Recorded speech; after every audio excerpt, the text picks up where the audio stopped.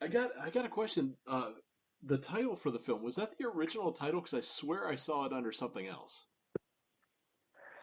No, the original title was In the Drift. Okay. Makes more sense now. Yeah, Okay. yeah. All right. So the title's Original just a title was In the just a Drift. marketing thing. Okay. Yeah, I mean, at some point, I mean, I really wasn't part of that choice, but yeah, at some point they obviously threw around different ideas, and obviously they're trying to piggyback on other franchises, which is pretty clear in the title. It's But yeah, I mean, it was a marketing tactic. Yeah. it's an asylum So I thing, mean, so I didn't know. I'm I used to just it. saw one day. Oh, it became Fast and Furious Death Race one day, and I was like, oh, okay, well. How did you get involved with the production? Well, I still believe in the tooth fairy, and I had lost a tooth, and I put it under my pillow, and I said my prayers to the tooth fairy, and I said, please let this acting role come along. No, I'm kidding. So, The but management uh, fairy just appeared and said, yeah, I got an audition yeah, for you in it's five pretty, minutes." it's pretty close to how it all happens, though. It's like, so how'd you get the job? Well, I prayed to the tooth fairy. How old are you? I'm in my 40s. Yeah, and then I got a call. But no. So the director Jared Cohen, we did a movie together in November of 2019, and that was the first movie we did together. Um, I can't talk too much about that film other than it's a thriller Mhm. and it's supposed to come out in August as a TV movie. But so we linked up on that job, and I played the male lead in that, and we got along real well and had a good experience creatively together. And so when when he signed on to do this movie, he called me and he said, I'm doing this movie. I think you'd be great for the lead role. Mm. What actor doesn't want to hear that, right? So I said, great. All right, cool. So, and then, and then they started the casting process, and he definitely wanted me to play the role, and I don't know exactly what was going on over there, but it was the process of casting and putting it all together, and when the dust settled, they gave me the nod. So it was the first time I'd worked with the guys at Asylum, and yeah, so that's how it came to happen. Did you get to read with any of the other people that were auditioning for the other roles, or were you just completely separated from that process? Well, they did hold an in-person casting Hmm. that I was unable to go to, so I sent in a tape. But I don't believe that everything came together at the last second. Everybody, all the casting happened so. Yeah, so they didn't have anybody locked. They didn't have anybody locked in. Hmm. During I can tell you that. I mean, even though I wasn't there, I know nobody was locked in, and they had them there for the readings. But I sent in the first tape, and the director was like, the best reading of the character we heard all day. Of course, I was like, oh, that's a good start, right? But then the executives were like, as like it was, it was going down the line, then they wanted me to do it again and do something a little bit slightly different. So I sent in a second tape, and yeah, it was a little. I'll be honest with you, it was a little insane coming down the wire because I sent in I sent in the second tape, and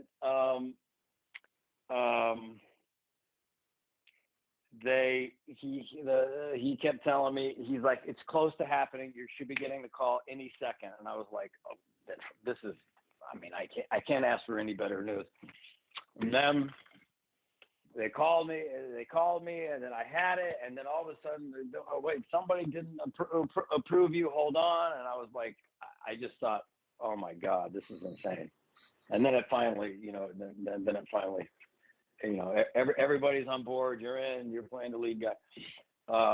But I forget what you had asked. So yeah, reading everybody. Yeah, nobody was reading with anybody. In fact, the girl, Paulina Wynn, who's in the car with me, escaping or running away from DMX. I met her at the wardrobe fitting. I didn't know who she was. I didn't know if she was going to be in the movie or whatever. But she was like, "I'm playing so and so." I'm like, "Oh, I'm playing." I said, We're going to be spending a lot of time together. I knew that from reading the script. I was like, "We're going to be spending a lot of time together. So it's good to meet you." So that was a long answer to your question of if we were reading with other actors. Did you at least have some time with the other actors to try to get the camaraderie going to make the relationships more believable?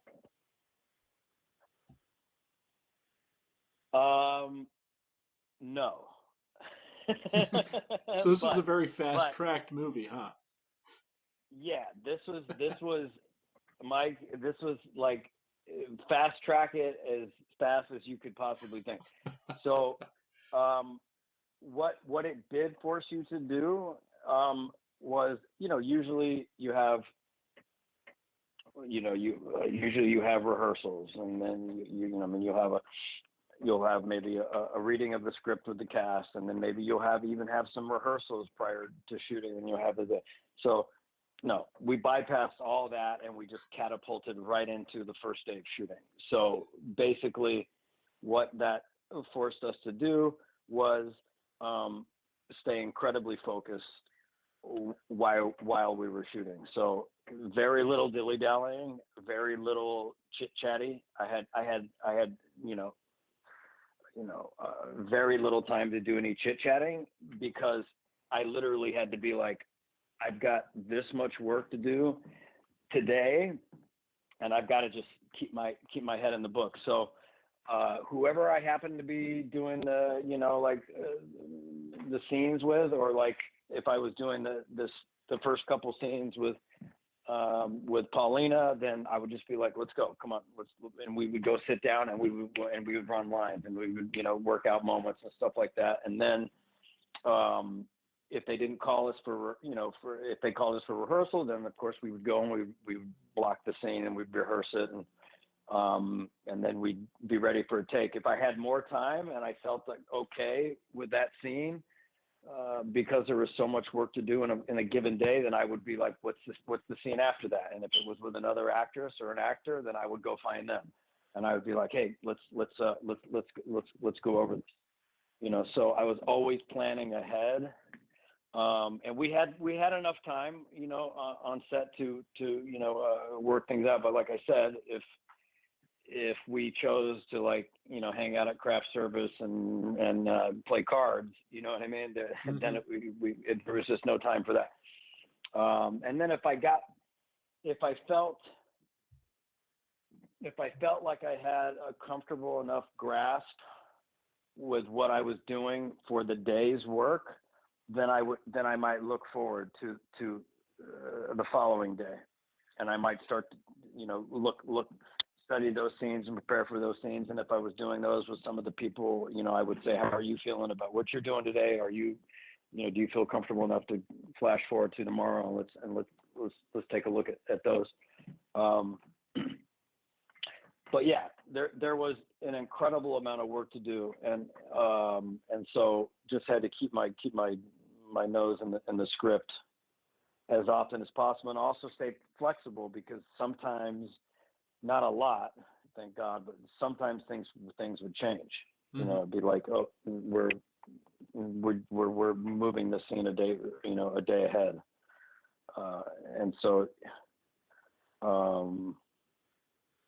So yeah, it was fun like that. I mean, ideally you want everybody wants more time to prepare, right? And then sometimes you can get something kind of really real and kind of raw, and I did have the flexibility not to say whatever I wanted. Of course, I always try to respect the writer and the words, but I could kind of just stay present, listen, and react. And if the lines came out slightly different, it's fine as long as it was in the same ballpark. But I forget what the question was. What was the question? Even I've forgotten at this point. Yeah. No. Did you have time to rehearse with the actors on set or something like that? Just to get that camaraderie, like if you're playing a family member to someone, the camaraderie. you just kind of want to have that natural bounce off each other. But I'm guessing if it's such a compact shoot, you just don't have that luxury. Well, I will. There's the last thing I'll say about this question, because I'm glad you remembered what it was. But there is the one kid who plays my brother, right? So that's kind of an interesting dynamic. Even though I don't have that many scenes with him, but so we had time. We had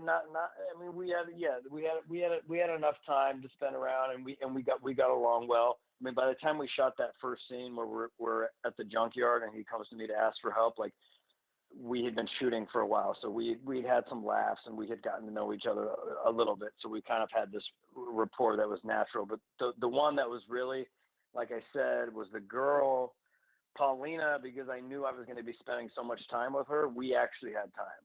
We actually had time to really get to know each other, because we would be sitting in cars for hours. We would be sitting in scenes, like we were pretty much attached at the hip throughout the thing. So we would work on the scene, but then we also got to know each other. And then, we definitely developed a tight bond, I would say, with her specifically, because I was with her so much of the shoot that it allowed for some talk about stuff. And in fact, we shared, before we even shot a scene, the first day before we even shot a scene together, we were talking during lunch, and we shared, a moving, a moment that moved both of us. And I think that kind of, it was about our dogs who had both, passed away, and it kind of bonded us in that moment before we even shot a frame. So there's the long answer, and we came back to the original question. Gotcha. Right? How long was the shoot? Was this a matter of weeks or was this a matter of months? This is a matter of, I prefer the audience to watch the movie, and then we can have a follow-up interview. We can discuss how quickly we did it. Understood. I prefer not to put a label on it. I'm just going to tell you, it was a really tight schedule. Oh yeah. Like if I told you how tight, you would be like, I think I just fell into some hallucinogenic trip or something. So you're talking about, blistering pace, blazing through pages, but very controlled. You know what I mean? Like, you usually, when you think of fast shoots, right? You think panic, or you think like there's a sense of urgency all the time, and it leads to kind of sets getting kind of crazy and spinning out of control and stuff like that. And but that wasn't the case, so Jared, first of all, he's very experienced. He brings a lot of experience to the table. He knows how to block scenes that action scenes that can be a little bit complex with 3 to 8 actors and action and this and that and that and stuff like that. And a lot of that stuff, you always think we need more time. So he's really good at like turning into a scientist during those moments. And so, but So yeah, the set was always cool, even though we were going at a blistering pace and we were working on a real tight schedule. And we were always trying to make our day, you know, in time. Like the set was cool. Like everybody was working together, and there was a grounded energy, which I always believe starts from the director and comes down, you know. And he, you know, I love that guy. We're good friends now, but he always stays very cool. Like nothing gets him off his off his center, you know. And sometimes when the set would start to get a little bit, you know, like people would start to bug out. He would just be like, just keeping it grounded and like, okay, cool, let's do it. Like, what's next? All right, boom, boom, boom, boom. And then, so that would kind of, we were all able to kind of piggyback on that vibe. So super efficient filmmaking. Just super efficient filmmaking, which is an art in itself. And then, mm-hmm. you know, it's like, it's a great lesson. And like, it doesn't help to freak out.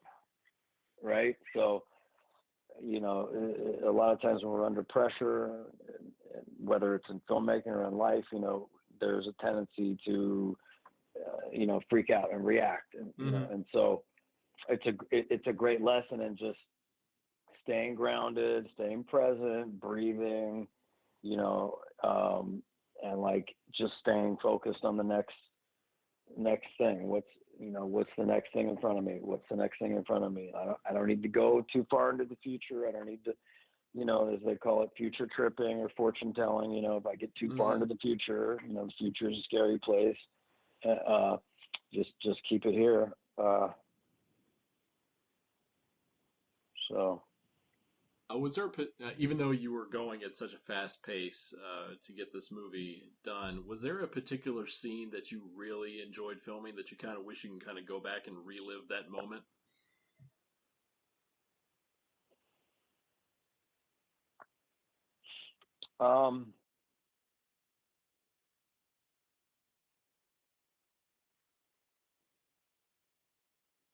Give me a second.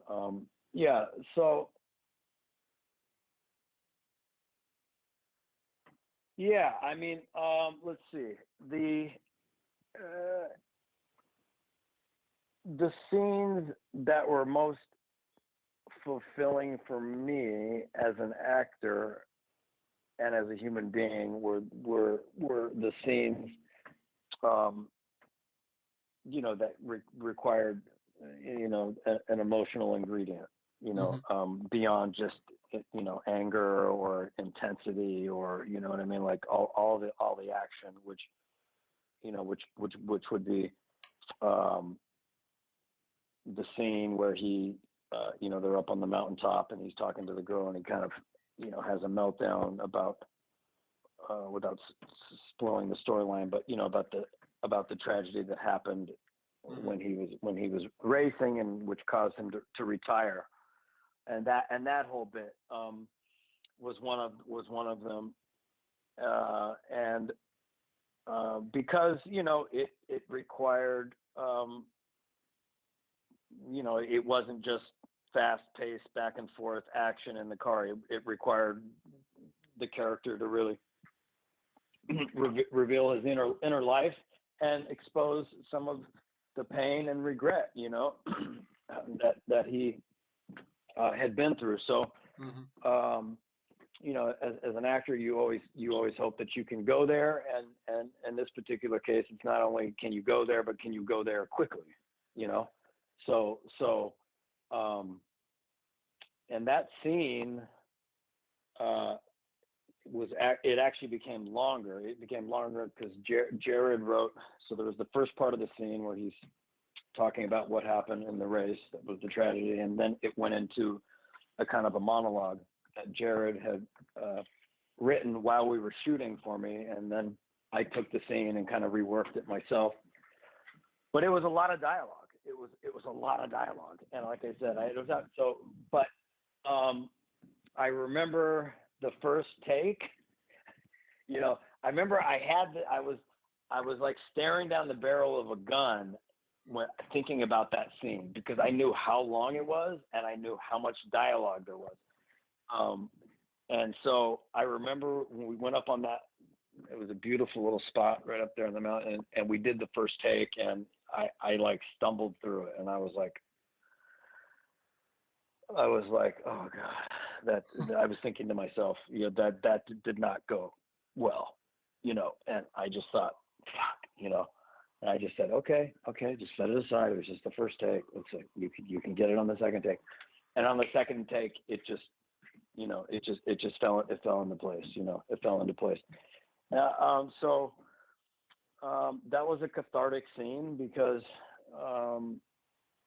because I was able to tap into some emotion that the character was experiencing, and also at the same time tap into some of my own pain, in my life, and my some of my regrets and stuff that I've been through. And so I think those scenes are always rewarding because it's kind of the, as an actor, you're like, you hope you can go there. Am I going to be able to go there? Like, even if you've been there before and you can do it, you always think, what if I can't, what if I don't get to where I need to go? And there's that fine line between pressing and doing something melodramatic versus really authentic, real emotions coming out, which every actor's, that's, there's all kinds of tricks, right?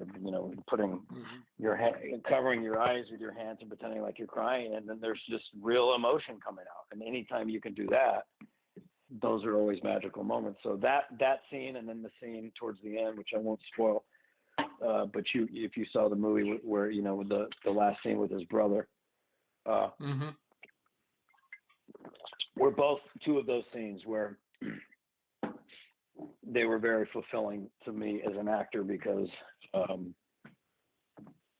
I felt like I was able to go where I needed to go emotionally. One of my last questions is when you're performing an emotional role and you're getting invested into that character that taps into, like you said, your own pain. Do you find it ever hard to shake off that character once you've wrapped filming, or are you able to just drop it?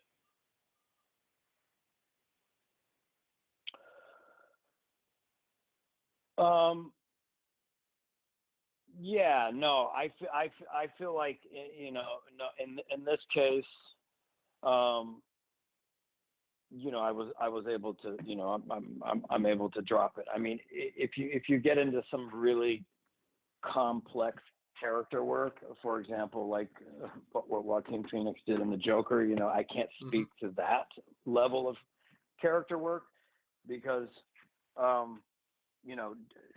if you really, do something like that and you have the time, you go spend time at the mental institutions and you study and you really go deep into the insanity of a character, I don't, that I would imagine that would stick around with you. In this particular case, I've said at times, I'm grateful for the pain that I've experienced because now it has a purpose, and I've had a really great life, but I've also been through some really challenging stuff, and I've had my fair share of pain and suffering and loss and regret. And so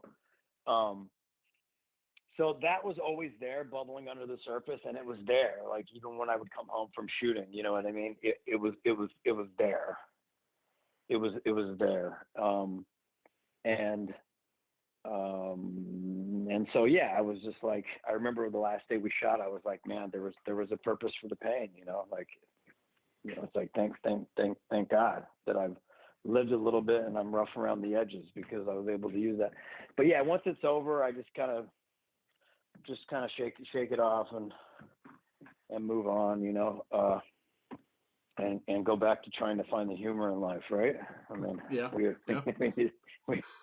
We need to keep on laughing, I mean, that's an important thing. So yeah, I also do like to laugh a lot on set, which I do, so, I think you can do both, I've heard of some actors like, that never break character, but, I believe you can